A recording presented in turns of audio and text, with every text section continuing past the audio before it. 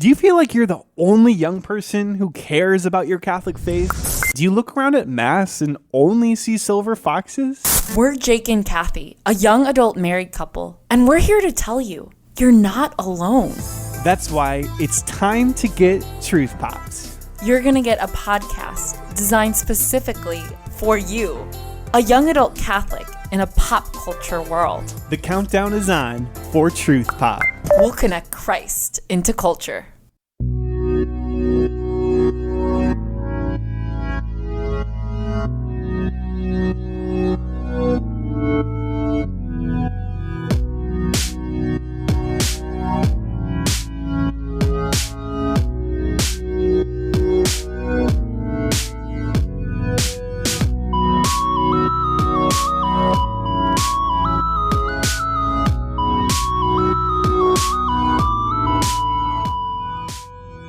Welcome, everybody, to episode 23 of Disney Plus Reviews. I'm one of your co-hosts, Phil Souza, and I'm here with my co-host, my good friend, and a Jedi in disguise. It's Jack Ultramat. What's happening, Jack?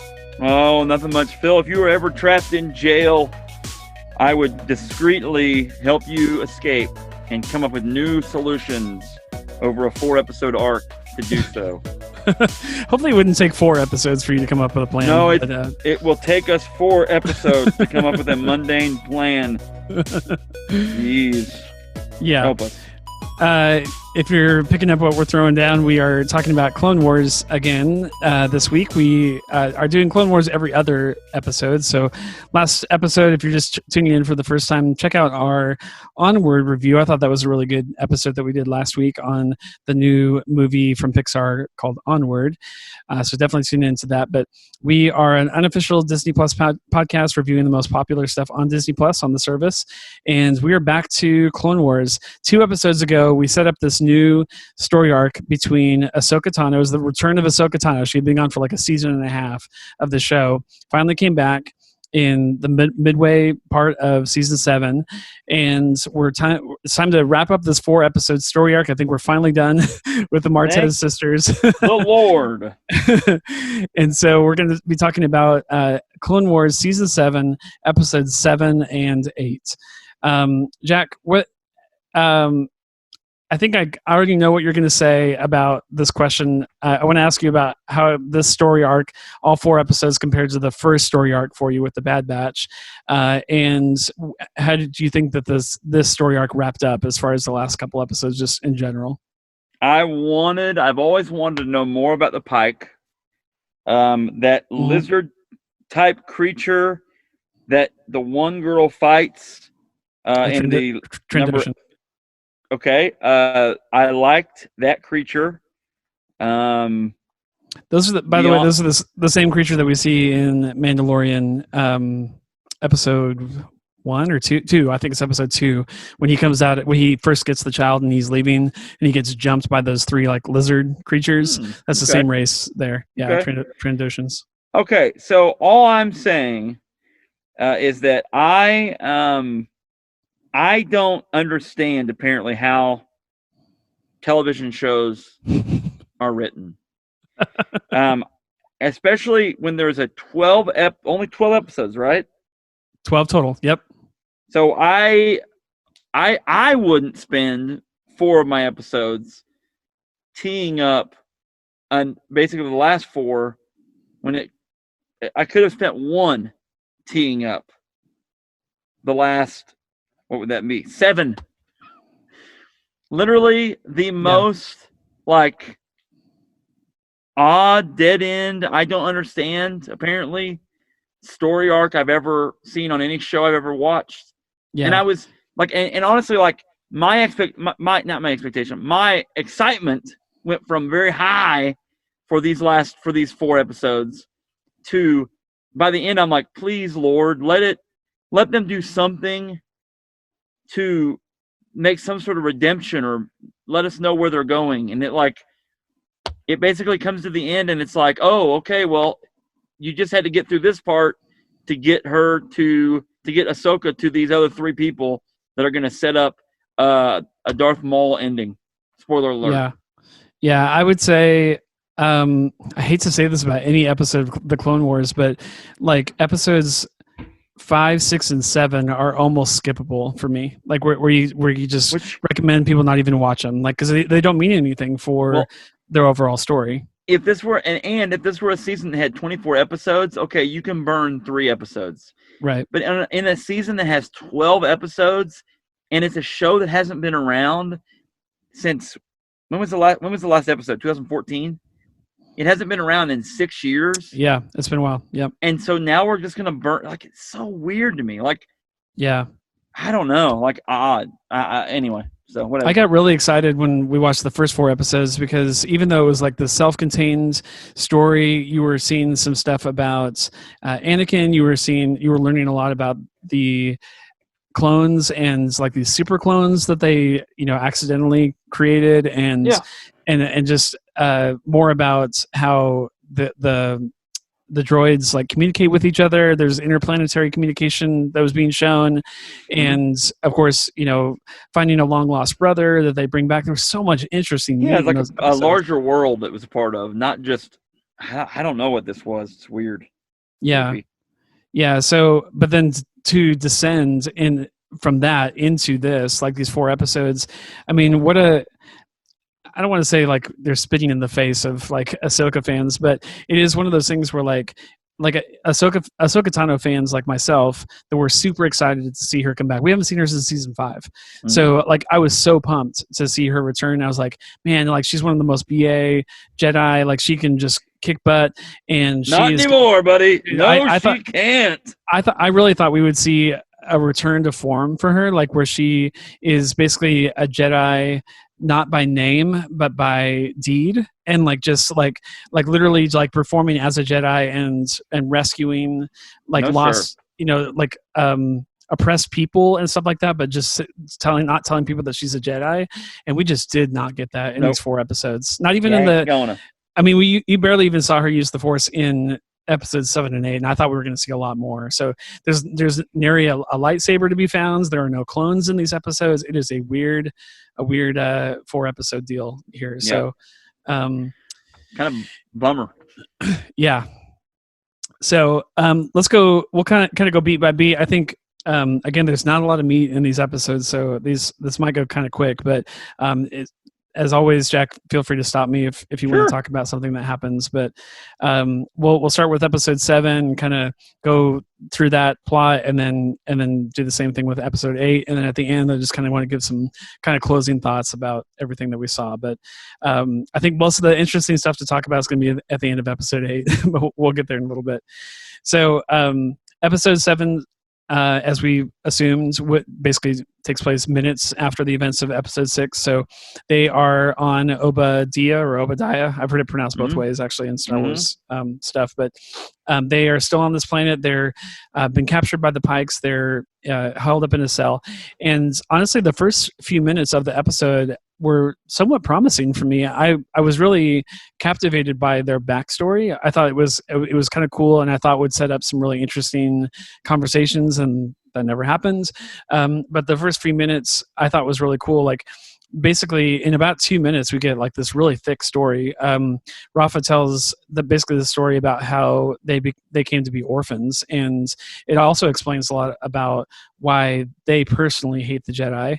And basically the story is this, and the events that she describes happen. This is like an Easter egg thing, but like it happens directly after the events of season 1. If you can go all the way back there, episode 22, the finale episode of season 1 is basically about Cad Bane and some bad dudes breaking Zero, which he's a Hutt. He's actually, I think, part of the family of Jabba's. I think he's his great uncle or something like that. But Zero the Hutt is basically broken out of like Jedi or like Republic prison. Like he's been captured by the Republic people on Coruscant. And so as they're making their escape, this is not shown in season 1. It actually happens right after those events. She says that she watched Cad Bane shoot a transport that they were trying to get Zero off planet, and Jedi jump onto that ship, starts going out of control. It's going to kill people. So some Jedi try to steer the ship away and they could have gone towards a huge crowd of people or towards this lonely house. And so she describes Luminara. She doesn't know her name, but she says a green Jedi in dark robes. So we know that's Luminara. Luminara actually was the one that jumped onto that out of control ship and steered it directly into their home and ended up killing Rafa and Trace's mom and dad. And then when Luminara comes back to apologize, she doesn't offer that good of an apology. It just says, I had to make a choice, and the choice was to run the ship into your guys' house. So yeah, into your house. So yeah, sorry about that. Yeah, so, sorry. You know what? The Force is gonna be with you though. Yeah. So may the Force be with you. Hey, thoughts and prayers, and then they flew off. Right. Thoughts and prayers. So yeah, that explains a lot about who they are, how the kind of upbringing that they've had to do, kind of the orphan life of making your own way in the world, and it obviously explains a lot of why they hate Jedi. They're not too fond of them. So I thought that was a pretty cool story, and I thought that would mean something for the episodes, but it literally almost never comes up again. There's one sentence in episode 8 where it's briefly mentioned, but that's pretty much it. They take Rafa out of the cell at first for torture and interrogation. They don't get anything out of her. They take Trace second, and they want to know where the spice is. They show that scene. Trace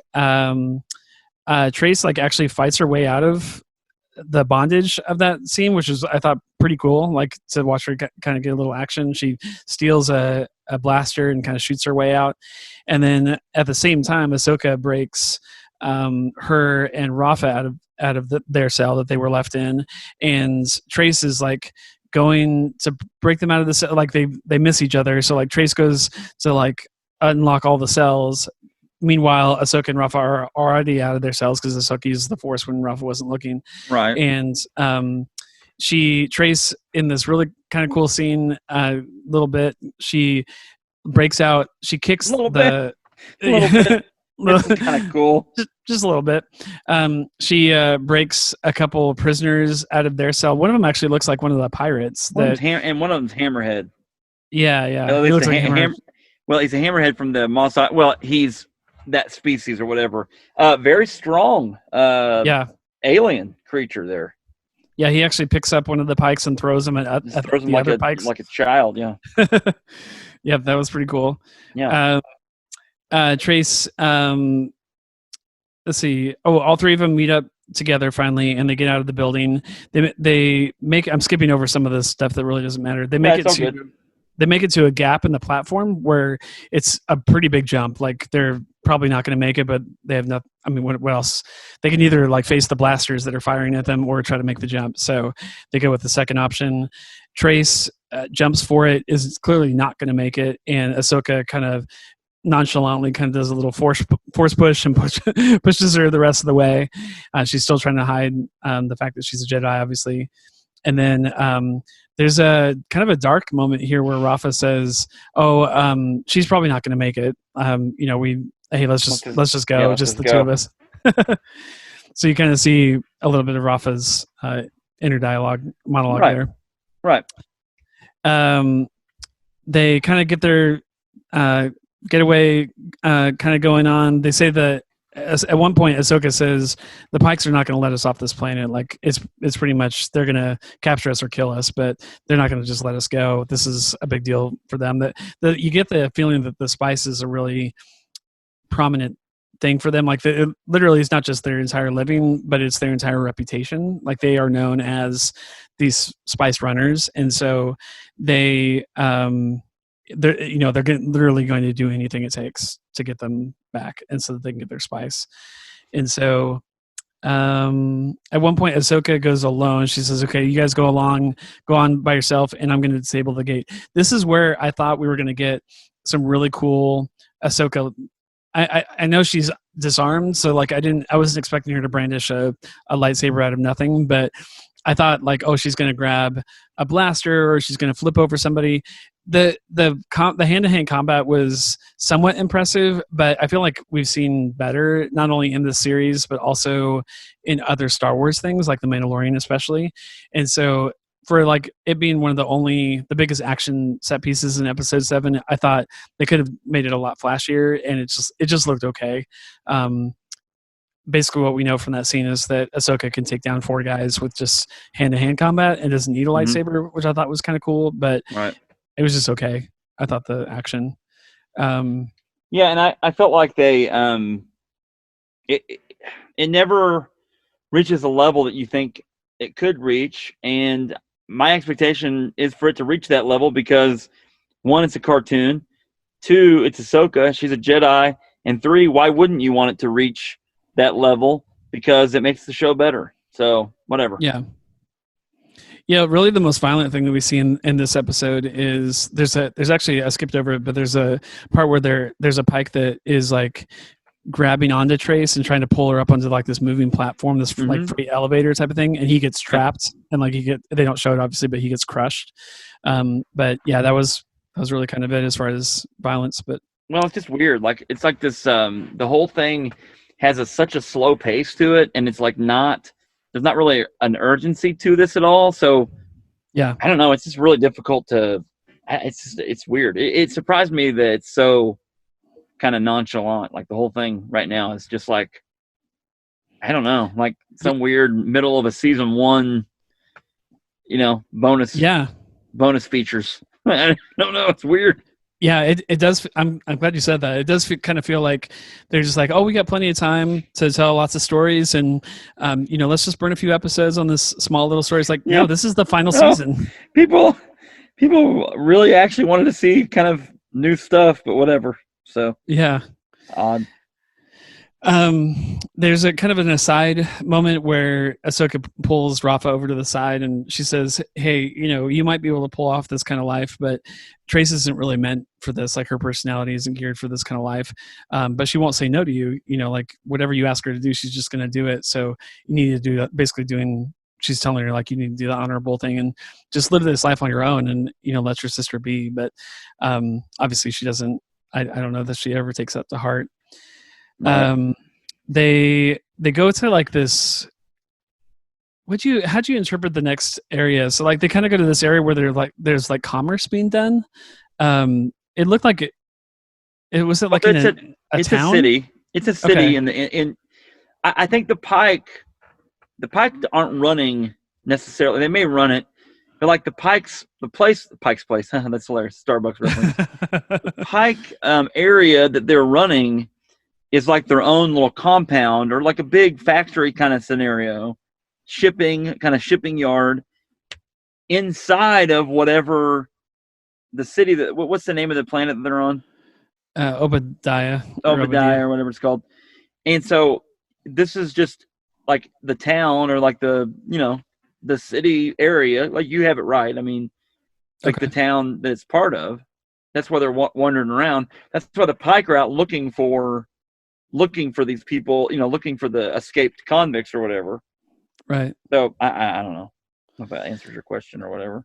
Yeah, I guess that makes sense. I think like their factory or whatever, I call it a factory. They're basically turning spice into weapons, but they're like on the edge of town, edge of the city, I guess. But so they make it into the city, and you think they're going to grab a speeder or steal a ship or something like that and get out of here. Trace says, "I'm not leaving without the Silver Angel, like her ship." But they're like, "Hey, look, it's better to be alive than to be alive on that ship." So they're running for it. Like the Pykes actually end up firing in the middle of this like busy street. They jump on a speeder. The Pykes are following them and fire on the speeder, causing the sisters to fall off. As only Ahsoka is on the speeder. She has a moment where she realizes she can get away, but feels like she's owes it to these sisters that she's gotten to know over the last couple of episodes. Like, I need to go back and save them. So they actually take the girls away, and Ahsoka like kind of plans her strategy and then basically like flies in on that speeder. I think it's the same speeder, and it's fight, and they try to get the girls onto the speeder so that they can go back to either their ship or back into the city to make another run at it. But then they go right back into lockup, and literally, Jack, the end of episode 7 ends exactly the same place where it started. Yeah, I mean, it's like it doesn't even. Like I don't understand. They're still they're in the cell at the end. Yeah, I mean, and then you're left with. I remember when that went off, I was like, oh my gosh, like this is just so like monotonous at times, and you're like, it shouldn't be monotonous because you've had this long to create something. It's like if you have a band that hasn't created, it's one of like your favorite bands, and they haven't made an album in like 6 or 7 years. You figure they've had 6 or 7 years to make some really good songs, and they come out with just like a tambourine and someone clapping. Yeah. And you're like, what? Why is that it? Like, why? Yeah. Whatever. And then they do some digital stuff, like some analog, like some synthesizer type stuff. And you're like, no, you're a metal band. Why are you playing synthesizers? It doesn't make any sense, basically what I'm saying. So yeah. How could it be this bad? Some of the brief conversations that I skipped over in that synopsis, that's all of episode 7. There were a few conversations that I skipped over because they are literally the same exact conversations as the conversations they had in episode 6. The dialogue talks itself in circles sometimes. And you're like, I feel like I'm watching a show like that's like Doc McStuffins or something. Like, how is this dialogue this? Like, it's not even this juvenile. It's not saying anything whatsoever. It's like this, like, I don't know, this like moral diatribe on a show that we just want to see some action. Like, just do some action. Like, so weird. And even if it meant something the first time, that it's a very viable reaction to say, look, I literally have heard this conversation before. I just saw it last week on episode 6. So they offer nothing new to the conversation. They still disagree with each other. There's no change arguing of heart. over who is at fault for ditching the spice in hyperspace. It's like over and over again. And you're like, oh my gosh, like, it's true insanity, insanity at times. I don't know. And if they cut out all those conversations, the episode would have been 15 minutes long, and it would have been even shorter than it was. So it's like, I don't know. I don't really understand a lot of the decisions here. Really, literally, the only 2 interesting moments for me in this episode, the entire episode, were the first 2 minutes where they were giving some backstory to these girls, and we were learning more about Zero, Cad Bane, Luminara. Like, that was kind of cool. Like, I enjoyed that throwback, that callback to the first season of. And you get to see, like, okay, what we didn't show you from season 1 is how this is affecting the lay people, the people that have nothing to do with the war, they don't even care about the war, and how they have been thrown in the middle of this violence, and their lives are worse off because of the Jedi. I totally respect that. That's really cool stuff. Yeah. But again, like you said at the top of this, tell all that into a single episode. Just give them their backstory.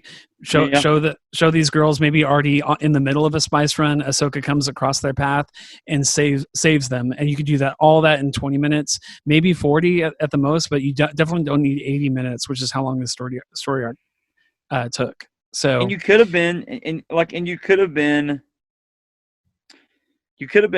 telling other stories. I mean, even if you wanted to go on a side story, maybe make the characters more interesting, or maybe like make them Star Wars characters that we've seen before, or maybe we had some interest in, but not like, man, these 2 sisters are like, wow, like, okay, we've seen this story before. Like, this is like, we get it now. Now what? Like, it's just weird. Right. I don't know. What's next? Yeah, maybe their dad could have been Boba Fett. I don't know. Let me pause right there. I should have grabbed a computer charger before we started. I'll cut this out here, but I need to grab my charger real quick. All right, I'm gonna play everybody a song while you're gone.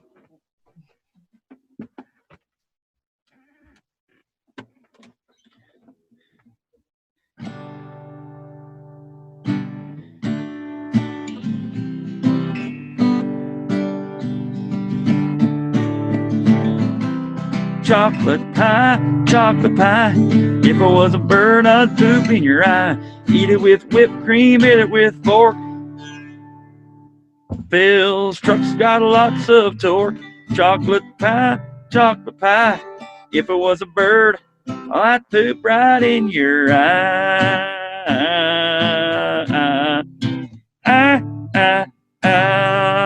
Thank you. Can you make that song about Rafa and Trace? Yeah, here we go. Clone Wars, Clone Wars. Oh, Clone Wars, Clone Wars. Oh, it's the Clone Wars and you forgot, but it's the boringest show you've ever watched. Clone Wars. You're stuck in a garage watching a big old pile of crap. Clone Wars. And now, even worse, you're listening to two guys talk on a podcast about it. Clone Wars. Brought to you by Kellogg's. I'll put that in at the end. Good job. Okay. Thank you. I'm done. And I kind of skipped over it a second ago, but the second interesting part in this episode, and when I say interesting, I mean it's only there for 10 seconds, so vaguely, it's not vaguely interesting. Yeah, is there's some people that are in like cloaked kind of uniforms, or whatever, right, that are watching all this happen, and you don't really see them, or like I read something where like somebody figured it out, but I didn't really understand who these people were, and it's just basically a little They're teaser for basically, right? Yeah, we learned a lot more about them in episode 8, but it's the slightest little teaser for the next episode where it's fully revealed. And so there was a definite moment in episode 7 where I was just like, oh, interesting, like kind of tweaked my interest a little bit, and then it was gone. And but even you could have done that in episode 6. Yeah, we could have had episode 5 morph into the Spice Run, and then them get jailed. Then episode 6 they break themselves out because it's Ahsoka, and then they could have met these people at the end of that. And also, newsflash, it's on Disney Plus. We're not sending this to a network. Every episode could have been 40 minutes long if you needed it to stretch it out, but instead you're like, must do it, formatted to whatever this is. Like, so odd to me. I don't understand it. I wonder if they plan on syndicating it later or something like that. But honestly, the episodes seem too short for that, because well, no, I guess with credits, I guess if you run the full credits, it's like 24 minutes or whatever. But so IMDb, as the series in itself, is rated an 8.1 out of 10 stars. Okay, and that's after 47,000 ratings. That's the whole series. Let me go back now. Hold on, let me look at this. Episode 5, to give you some perspective, episode 1 of this season is at 8.4. Okay. And then Unfinished Business, episode 4, is an 8.6 stars. Pretty high rated. Yeah. Episode 5, Gone with a Trace, pun intended, 6.8 stars. Wow. Episode 6, 6.5 stars. Episode 7, 6.1 stars. Wow, so that's a sharp drop off. I think the ratings kind of, really back up kind of what you and I are saying there, because even in a 6.1, that's still pretty low. And then that's basically, you see the trend of people going, yikes, like this is progressively worse. And then episode 8 is a 7.4 stars. Together again. Again. And honestly, I would only give episode 8 a little bit more of an upturn on a vote, just because of the ending of the episode. Happened. Darth Maul is in it. Like there's actually interesting moments in that episode, but yeah, like you said, it's just something happened. Like literally episode 7 is, we're going to start the episode, imagine this pitch, right? Like we're going to start episode 7 with them locked in a cell, we're going to end episode 7 with them locked in the same cell. Yeah. And in a 24 episode season, you have time to do that, sure, right? Buffy the Vampire Slayer can go off and chase down some randomo and Monster of the Week this thing, because there's 24 episodes. There's 12 in this, and we haven't seen it in 6 years. So do better. Like, it's insane. But what's the name of the director? What's his name? Oh gosh, Filoni, Dave. And Dave he's the Filoni. guru. He's the guru, right? The creator. He's not only the guy that's been the showrunner for Clone Wars, but he also did the Mandalorian season 1. Right. So then you're just like, man, how's he messed this up? I don't know. Whatever. It shows you what apparently I don't know. But anyway, So episode 8, Together Again, starts out exactly like episode 7. They're still in the cell. They're locked up. Trace actually has kind of a cool moment. She finally stands up to her sister and says, hey, look, I don't... there's, again, still arguing. Ahsoka and Rafa are still arguing. And she basically steps in and she's like, you know what?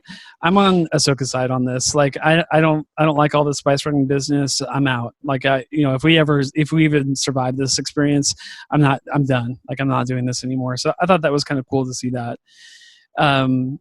This time, all 3 of them go to talk to the Pike leader, which I should know his name, but it escapes me right now. They go and talk to him, and Ahsoka basically makes this deal with them. Mike. His name's Mike. Michael. He's Mike Pike. Sorry, go ahead. Back to you, Phil, in the studio. Mike Pike.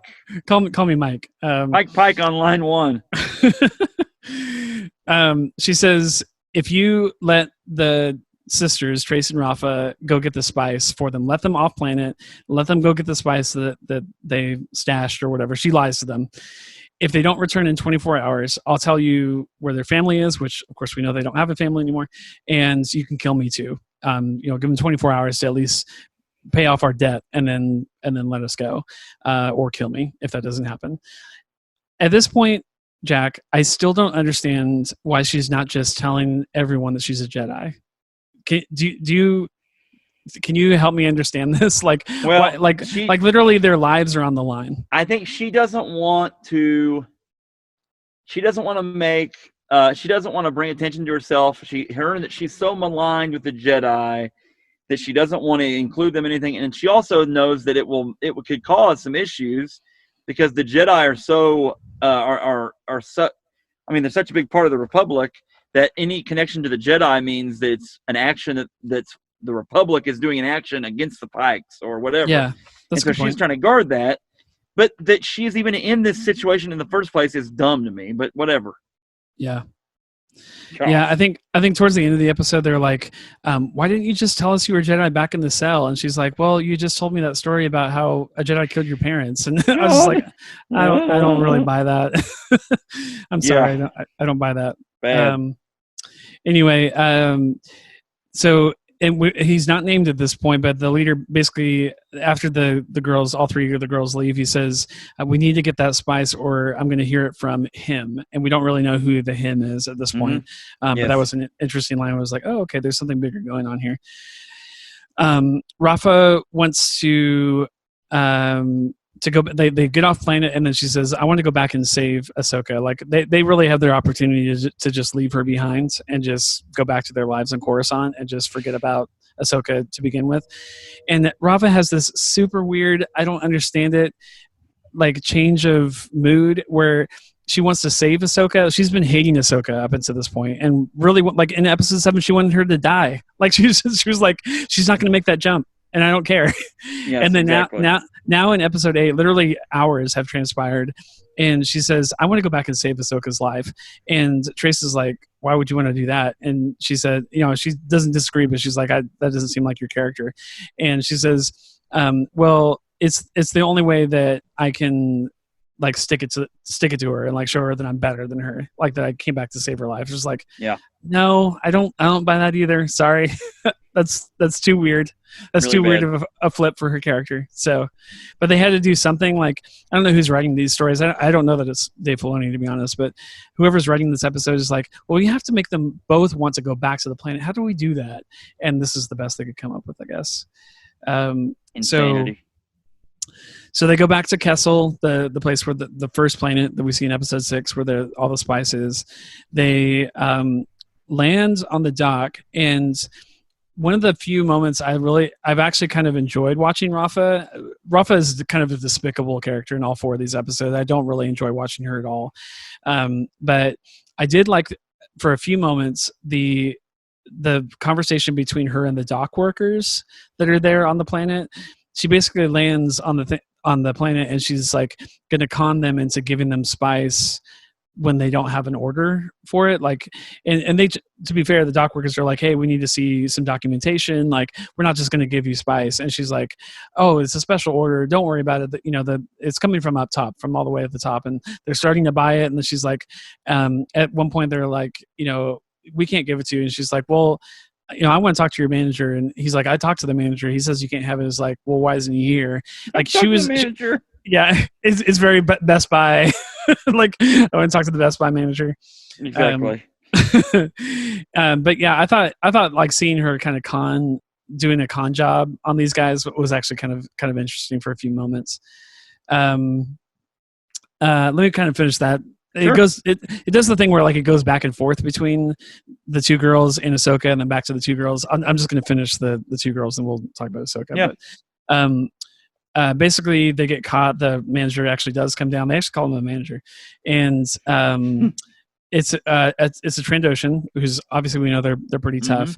Yeah. And I thought it was a really cool moment. It's a moment you already mentioned, Jack, but she takes a pipe. And she's like, I've got the manifest right here, and she like tries to bang it over his head, and you think she's just gonna knock him out with one blow. Yeah. And the kind of Looney Tunes style, yeah, like, Looney Tunes. Yes, exactly. the pipe bends around the shape of his head. The other workers look like Looney Tunes characters. They look like Marvin the Martian almost. Like, what am I looking at here? Do you know what that race is? I don't remember the name of their race, but do you remember where we saw them before? Monstars. I don't know. I'm not sure. Real quick moment. There's a quick moment in the Phantom Menace. One of the one of the pod racers is this race. Oh, okay. There you go. Yeah. He also has a very Mike Wazowski from Monsters Inc. look too. Yeah. Yeah, they're very short and stubby. Yeah. Yeah. There's some pretty good struggling fighting kind of in these couple minutes that we have on the platform. This whole fight with this guy was pretty tough. Yeah, I thought it was pretty good. I didn't know how she was going to actually take him because, I mean, he's obviously 10 times more powerful than she is. Yeah, I'm surprised he just didn't throw her off of the thing. Yeah. Which is it bad that I was cheering for that to happen at one point? I'm not going to fault you for it. Oh, okay. So eventually Rafa gets on this moving platform with him, and she ends up climbing up to the top of it and then kicks the whatever, the bolt or whatever that's holding this thing up, and he ends up falling to his death. So that's how she takes him. Again, very Looney Tunes, very Wile E. Coyote. Yeah. This whole scenario was like very Looney Tunes like. So yeah. Yeah, anyway. Inspired by Looney Tunes. There you go. Then they take the spice and leave. So going back to Ahsoka, so she's still on the planet. She easily breaks herself out. This is like at least the second time. Maybe there's like 3 times or whatever that she breaks out of their cell. But she gets out of the cell. There's some pretty good acrobatics here. I thought we actually did get to see some of the Jedi moves that she has, so to speak. She kind of flips from container to a container throughout this factory, and she's planting thermal detonators all over the factory, kind of setting off this future bomb, which obviously we see at the end of the episode. Yeah. And then we finally get to see one of the more interesting scenes, and I always say maybe the most interesting scene in all 4 of the episodes, is we see Darth Maul.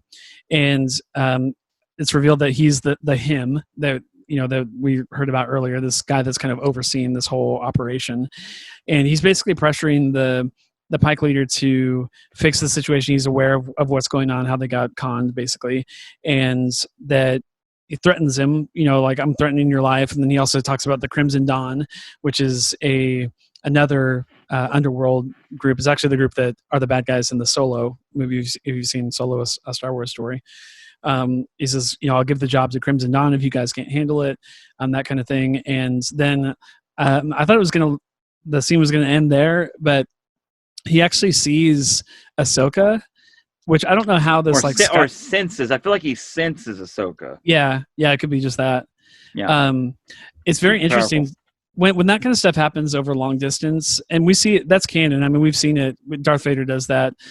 Chokes a guy from across the Skype session or whatever that they're doing. FaceTime.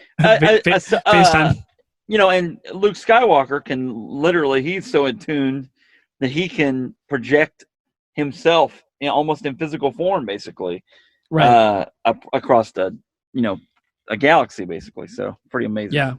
Yeah, that was pretty cool. So Yeah. he knows that Ahsoka's there. Surprisingly, doesn't say anything about it. Like, hey, you've got a loose rat in your midst or whatever. Right. He doesn't mention it at all. And says, hey, I've got more important things to attend to than this, and heads out. But they soon find out that she's escaped, and they go on this hunting thing for her.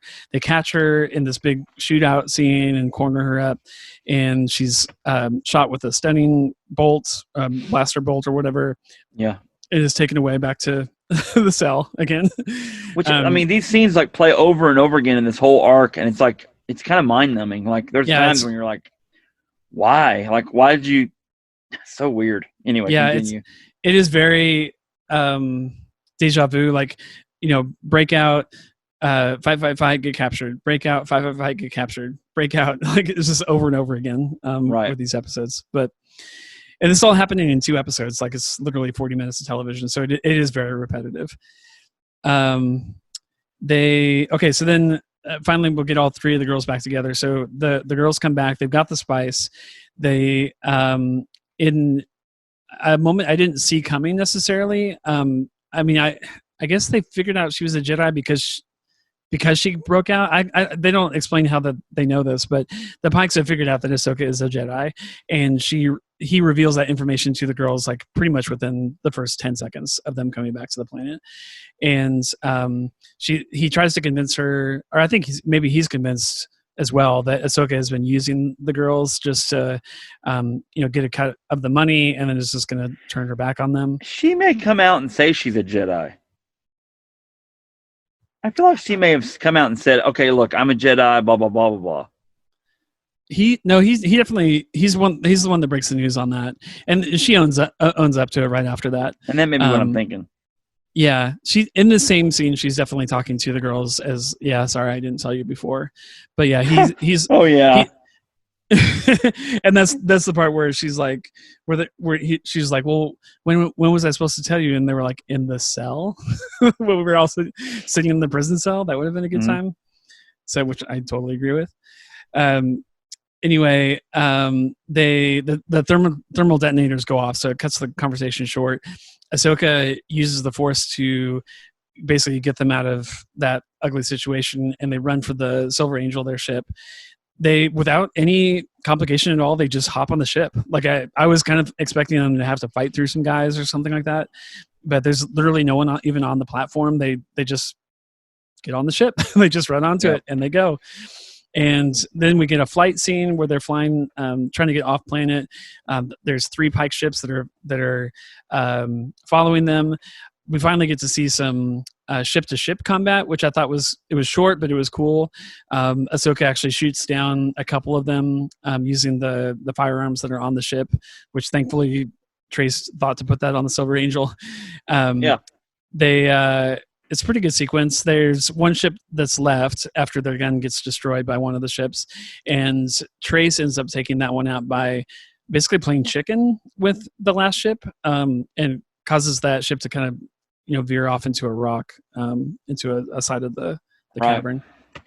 And then they had someone following them out. The shady Mandalore people have followed them out, and so you kind of see them behind them as they're going. So they follow them.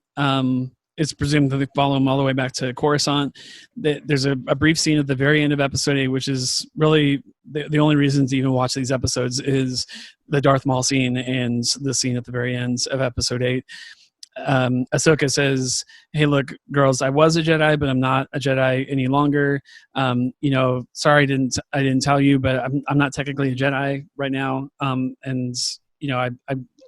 I prefer to lay low right now. I'm not really in the business of being a Jedi anymore."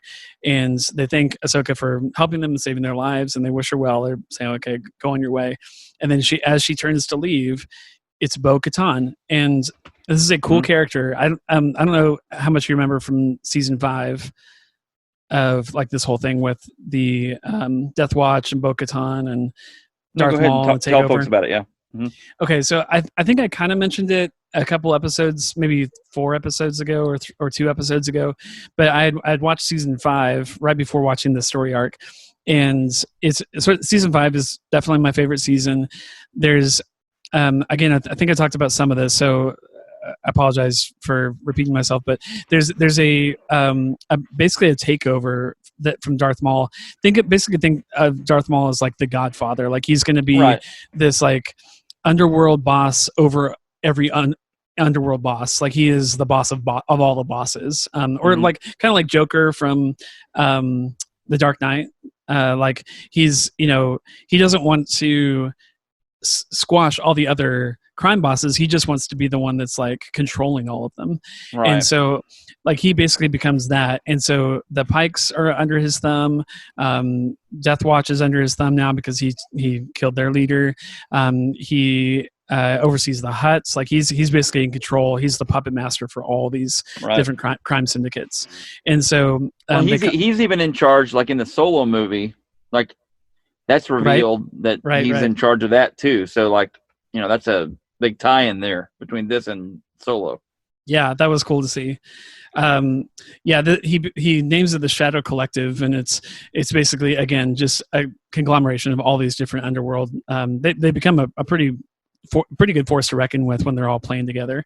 And so Darth Maul is, again, the puppet master, the king over all this. Well, during the takeover of Mandalore, there's been there was some disagreement between Darth Maul and his name escapes me. He was like the leader of the Death Watch, and he was the guy that was holding the dark saber, and he defeats him in combat and kills him, and then basically says, okay, I am now the new leader of the Death Watch. Either you're for me or you're against me. And Bo-Katan and several other of the members of Death Watch turn their back on Darth Maul and say, this isn't what we signed up for. We're out of here. And they fire upon them and try to kill them, but they get away. And so that is the last time that we saw Bo-Katan, was at the end of season 5, or in the middle of season 5, and we don't really know what she's been up to since then. Basically, it's inferred that she's been on the run and has been looking for an opportunity for someone to help her basically take back her planet and her people, because Darth Maul is running things from behind the scenes. They have a prime minister that's basically a puppet. He's not really making any of the real decisions. Darth Maul is basically running that planet.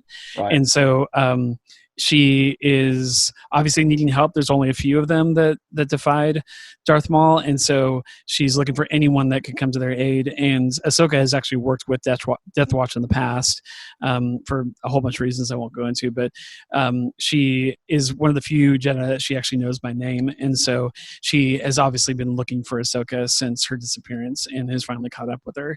And she says, I want to get revenge for my people. Together, let's go fight Maul and take back my planet, which is obviously the big takeaway from this whole story arc. So, yeah, there you go. All of that. Exactly. All of that said, it took 4 episodes. Yeah, 80 minutes to get us to bring back this person. And tie in Ahsoka to this person. Are you kidding me? Like, why? Like, unreal. Like, this is weird. And I guess they're trying to tie in the Pike, and they're trying to tie in they could have done that in 2 episodes. The jail time was a whole episode spent on them in jail, talking about their feelings, yapping about who knows what, and like completely stupid. Man, bad. Like, not good. That's pretty much it. Every review I see on IMDb about episode 7 is exactly what you and I are saying. Every review of user reviews, except for like 3 reviews that are like 10 out of 10s. Oh, wow. So good. So well written. No, I'm not sure. Dave Filoni must have written those himself, those reviews. And then there's like a 9 out of 10. So like those are propping up any sort of a 6 based, and then the rest of them are like a 1 out of 10, a 2 out of 10, a 3. Yeah. Like this whole like thing where people are like pointless. Like one person's title said skip. Oh, absolutely. So at the end of episode 6, we were just like, wow, like can it get any worse from here? Surely 7 and 8 are going to be better than what we just saw.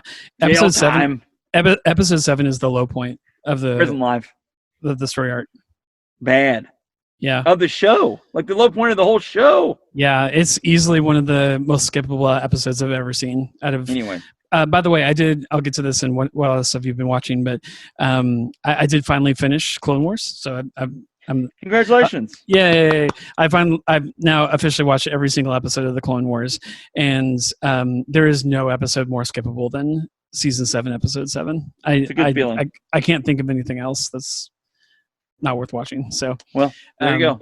There are even episodes. There are one-off episodes in the early seasons. Season 3, season 4. There's one episode where it's literally just R2D2 and C3PO on a planet. We better watch that. Yeah, I would go back and watch that one, even though it means nothing for the series. We could have done a Mace Windu one-off. We could have done a Obi-Wan one-off. We could have done all these other things instead of whatever this was. So bizarro. I really wish I could. If I had a magic wand and could just make whatever change I wanted to the season, I would essentially delete these 4 episodes and literally just start it with like episode 5 is Bo-Katan finding Ahsoka on some distant planet in the outer rim or something like that, or at a gas station on Coruscant. Yeah, exactly, and just saying at a pump station there on Coruscant. And the first line that's uttered in that scene, other than her, Ahsoka ordering lunch or whatever at the restaurant, is Bo-Katan pulling back her hood, revealing her face, and saying, "Ahsoka, you're needed on Mandalore." And just start the 4-episode story arc right there. Just go that route. Instead, we've got a big. We feel like what's her name? Bo-Katan. We feel like her big reveal and Darth Maul's big reveal are big enough to pimp out 4 episodes to get there, and it's not even so bizarro world. The only thing that's giving me any kind of redeeming thought at all is that we still have 4 more episodes with Ahsoka where she is going to return. Hopefully she's going to return as this BA Jedi that she really is. She's going to supposedly fight Darth Maul in lightsaber to lightsaber combat. I think that's going to be awesome to watch. So we will, I think, finally get the Ahsoka Tano return that we all deserved, but we're going to have to wait a couple more weeks. Well, you've only got 4 episodes to get there, so good luck. So I don't know, man. So it was a rough go. The first basically this season is going to be in thirds. So there's first third, which was Bad Batch. Second third, which is the Martez sisters. Another bad batch. Yeah, very bad batch. Very bad batch. And then the last third is going to be Darth Maul and not just Ahsoka, but other Jedi. Like basically, putting him to his paces and like actually trying to do away with him for good. So I think the last third may be the strongest of the 3, but man, what a lull in the middle that we got. So unfortunate. It's very sad, my friend. Very sad.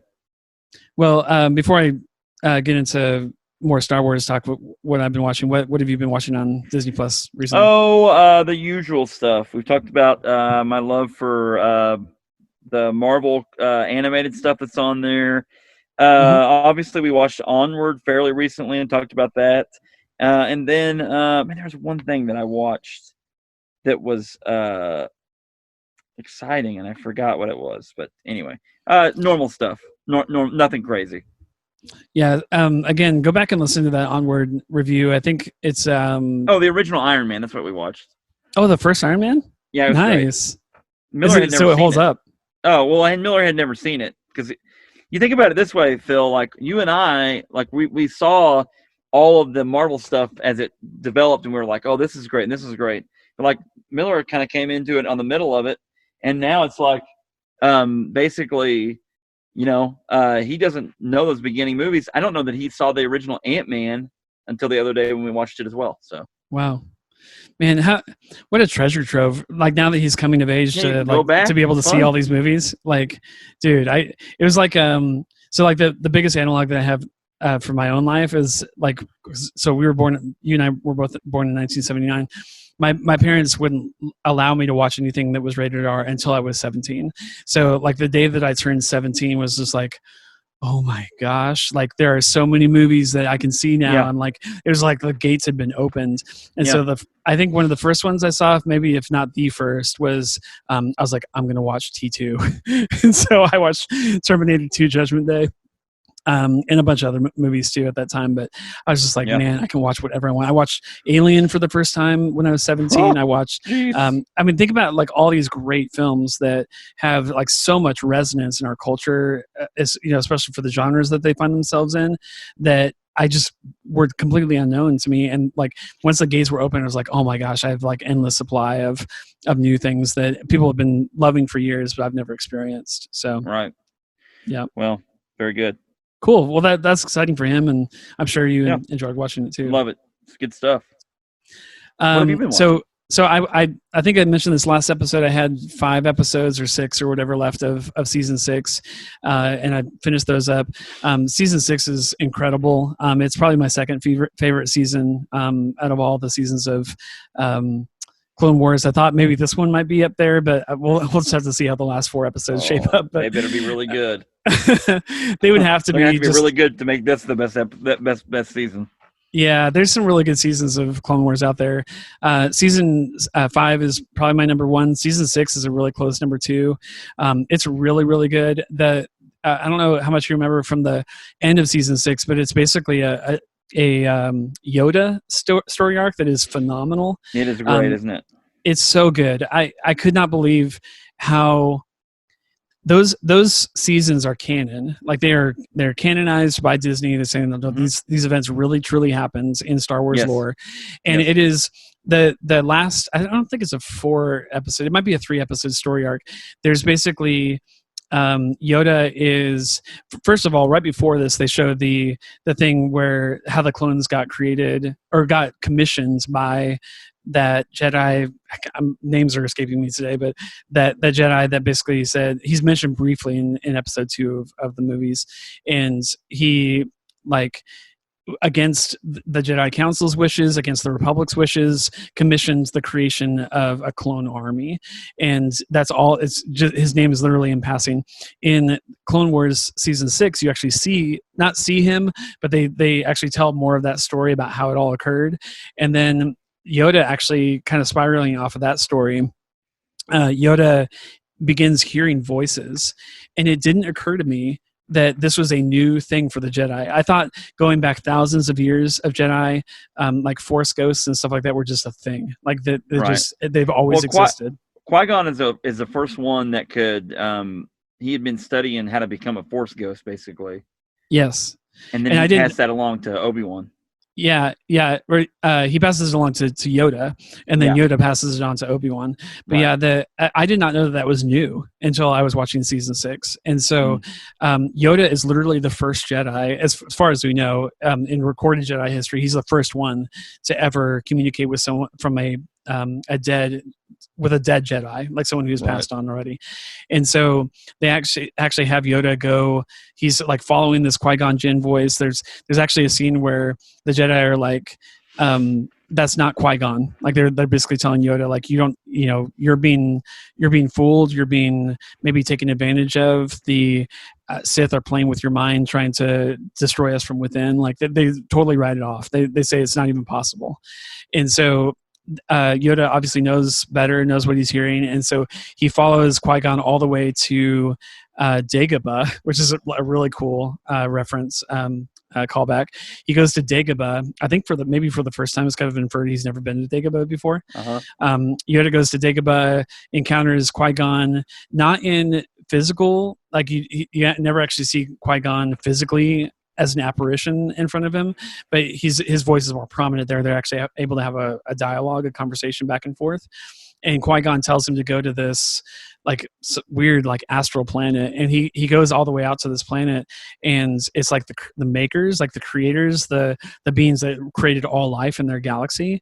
And basically say like, hey, we're going to teach you, if you're worthy, we're going to teach you how to persist your life beyond the physical force, because the force exists inside of all of us, and once we die, that force gets converted into like this more like celestial kind of, not not tangible force. Right. And once you can convert into that, how you can like basically communicate with the other version of the force, the physical force, even past your death. And I didn't know any of that. Like that was all like, there was like literally brand new canon really cool information about the force. I literally never knew it, that I learned just by watching the Clone Wars. So I finished season 6. I was like, man, that was so incredible. Well, and it kind of helped set up, honestly, for me. So I watched the season 6, and it actually made Rise of Skywalker a little more palatable as far as kind of how they did the Emperors type thing and all the things. Like, I'm kind of like, okay, well, if the good guys can do that kind of thing, surely the bad guys can also do that sort of thing as well.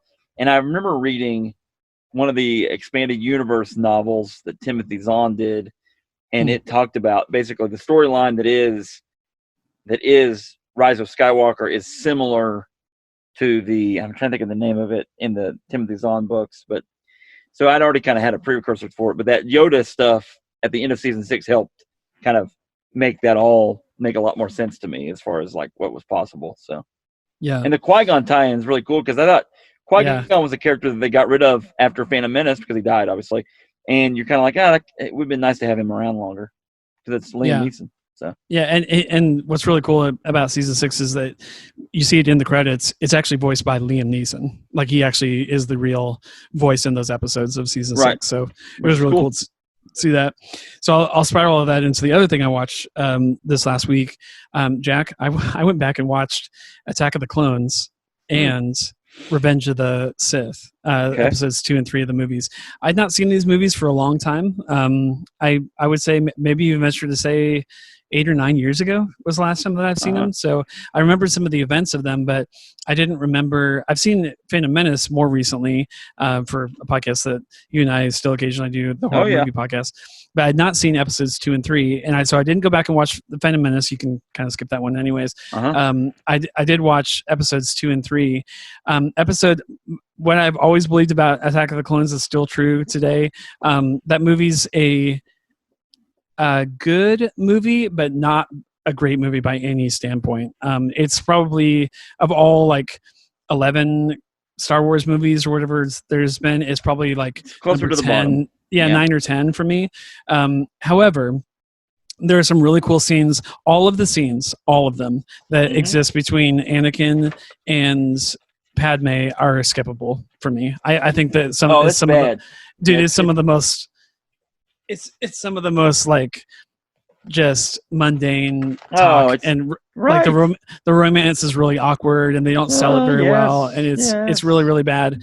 But the scenes Attack of the Clone, what you get in Attack of the Clones is the clone army for the first time. You get Obi-Wan just being an awesome Jedi fighter, just mowing down dudes, and you get him chasing and ultimately killing Jango Fett, which is really cool. Like that, the whole like ending scene on Geonosis with the big like gladiator style fight and stuff like that. Like that's right. That's the Attack of the Clones. Yeah. Yes. So like that part of the movie's good. Like it's really good, but you have to endure probably about 30 or 40 minutes of really weird romantic talk between Galactic Republic junk. Yes. And Jar Jar Representative Jar Jar Binks. Oh yes, exactly. Golly. Now you talked about Revenge of the Sith. I like it. Like that movie's great. I think it's a Star Wars movie. It feels like a Star Wars movie. It's got a lot of good action in it. The bad guys have it's a lot closer to Empire than anything else that those prequels did, and it was good. I didn't remember liking much from any of the prequel movies, but I take that back. Episode 3 is a great movie. It's a really good Star Wars movie. The big payoff. You knew it would be good just because you knew you were going to get to see Darth Vader become Vader, and so it had to be somewhat good. So. Yeah. Revenge of the Sith is where we get all the stuff that you think of when you think of the prequels. Like when you think of scenes where like, I remember scenes of like, massive amount of clones fighting droids, or, that scene where Obi-Wan's riding that massive lizard thing, chasing after Count Dooku. Yeah. I remember General Grievous and how powerful he was and wielding 4 lightsabers at the same time. all those powerful, awesome scenes are all from one movie, and they're from Revenge of the Sith. None of that stuff exists in the first two movies. So, they just crammed just a crap ton of really good Star Wars lore and scenes and backstories and stuff like that in Revenge of the Sith. And I really enjoyed that movie quite a bit. And there's actually you get to see not that it's fun to watch necessarily, but you get to see basically the end of the Jedi in that movie. Yeah. Like, there's a crazy scene. I remember that Mace Windu was killed by Darth Sidious or Palpatine, but what I didn't remember is that he mows down 3 of the Jedi that are like his attaché. Like he and 3 Jedi are coming. All 4 of them are like, we need they're all 4 really of us. skilled. Like they're all really skilled. One of them is Kit Fisto, who's the best the best lightsaber guy ever. Yeah, and he's a pretty prominent character in the Clone Wars. Mm-hmm. He unfortunately gets killed very unceremoniously. He literally dies in a few seconds. But Darth Sidious puts a lightsaber through him. Force pushes another guy, stabs him, and he kills 3 Jedi in like 10 seconds. And then they have a big long duel with Mace Windu, which you knew was going to happen. Well, and I would say this about those prequels, like George Lucas did this thing, and he gets a lot of bad mouthing. But like he's George Lucas, and I have a lot of respect for him because he created Star Wars. It's awesome. But in those prequels, he used so much CGI that now in current times, when we see that type of CGI, we automatically think, well, this is obviously CGI. It looks fake. Yeah. You know what I'm saying? Like, it looks real, but it looks real in that way where we know it's CGI. Yeah. Whereas now when you see the things they do, you're like, well, I can't really tell what's real and what's not real. But that CGI looks like they're on a sound stage. It looks like it's fake because it is fake. Like a lot of the prequels look that way, and you're I don't know. They didn't use as much small scale modeling type things that the original Star Wars did. So. Yeah. You see Order 66. You see the clones literally turn on their Jedi generals and kill them all one at a time on all these various planets. You see basically where it's just down to Yoda and Obi-Wan. Is there a third person? I think there is, but I can't remember who it is. But yeah, you're right. It's a really crazy scene. And they all get killed. Yeah, but it's basically just down to essentially the 2 of them or 3 of them, if I'm forgetting one. And Yoda basically is like, we're going into hiding. Like, I don't know if I'll ever see you guys again. And right before he leaves Obi-Wan's presence, he says, I have some things to teach you about how to communicate with dead Jedi, basically. And it's a direct reference to season 6 of the Clone Wars, which was, I thought, a really cool tie-in. By the way, this is the last thing I wanted to say. It's a throwaway line, but it affects the Clone Wars, so I thought it was worth mentioning.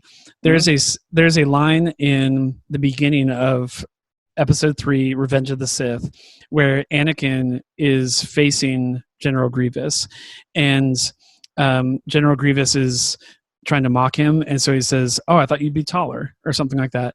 And basically he's saying, like, I've never seen you before, but the everything I've heard about you is not true. You're just a kid. And that in that moment, I was just like, I'd already seen all six seasons of the Clone Wars. I was like, has General Grievous literally, truly never fought him? Like, do Anakin and General Grievous never fight in the Clone Wars? I found that really hard to believe. So I had to look it up, and it's true. Anakin never fights General Grievous in the Clone Wars episodes. There are 112 episodes of that show before season 7 started, and now we're going to add another 12 to that.